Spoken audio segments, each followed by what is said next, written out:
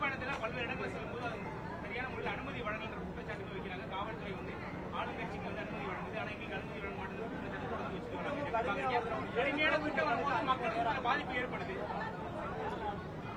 அண்ணா, திரு விஜய் அவர்களுடைய சுற்றுப்பயணத்தை பொறுத்தவரை அதிகமாக கூட்டம் வர்றாங்க, கூட்டம் வரல அப்படிங்கிறது ரெண்டாவது கருத்துங்கண்ணா. ஏன்னா மக்கள் இன்னைக்கு காட்சி ஊடகத்தில் அவ்வளவு பாக்குறாங்க, நேரில் வர்றாங்க, கூட்டம் வந்தால் சந்தோஷம் தான். ஆனா வரக்கூடிய கூட்டம் எந்த விதமான பொது சொத்துக்கும் ஒரு பிரச்சனை ஏற்படுத்தாம, ஒரு பப்ளிக் ப்ராப்பர்ட்டியை டேமேஜ் பண்ணாம அமைதியான முறையில் வந்து கேட்டுவிட்டு செல்வதை நம்ம எல்லோரும் வரவேற்கணும்.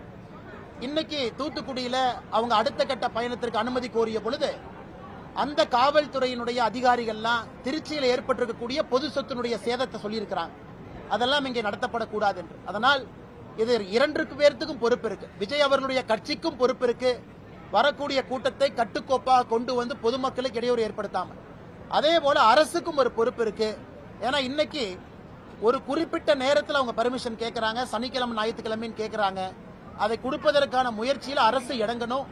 இதுல வந்து பர்மிஷன் கொடுக்கல எல்லா கட்சிக்கும் இதே பிரச்சனை தான். பாரதிய ஜனதா கட்சிக்கு என்ன பர்மிஷன் கொடுத்துறாங்களா? ஒரு அரசியல் கட்சியாக வளர வேண்டும் என்றால் இதையெல்லாம் சமாளிச்சாத்தானே ஆட்சிக்கே வர முடியும், இதையெல்லாம் சமாளிச்சாத்தானே ஜெயிக்க முடியும். இதை சமாளிப்பதற்கே விஜய் அவர்களுடைய கட்சி குட்டிக்கரணம் போட்டுட்டு இருக்காங்க.